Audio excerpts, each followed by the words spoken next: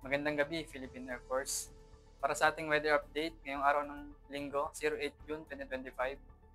Para sa ating synoptic situation, meron tayong dalawang weather system na makakapekto sa ating bansa. Unahin natin ang low pressure area na namataan sa layo ng 220 km east northeast of Infanta, Quezon or 215 km east of Baler, Aurora. At southwest monsoon naman na makakapekto sa ilang bahagi ng bansa.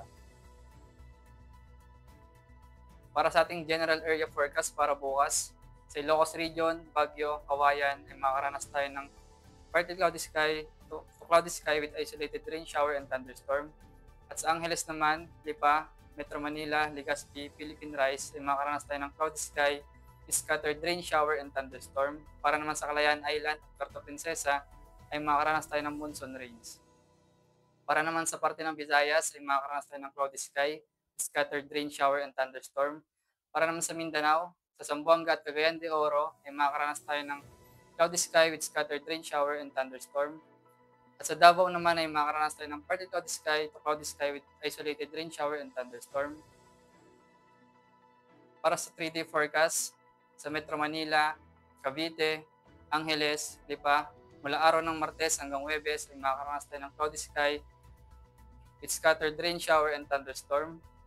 Para sa Calayan Island at Puerto Princesa, sa araw ng Martes at Miyerkules ay makakaranas tayo ng maulan na panahon, dulot ito ng southwest monsoon. At sa araw naman ng Huwebes ay makakaranas tayo ng cloudy sky with scattered rain shower and thunderstorm.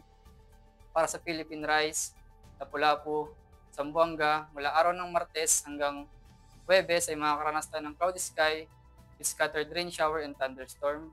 Para naman sa Davao, mula araw ng Martes hanggang Huwebes ay makakaranas tayo ng partly cloudy sky to cloudy sky with isolated rain shower and thunderstorm.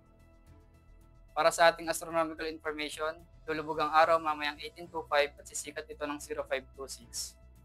Para sa ating moon illumination, meron tayong 90% increasing.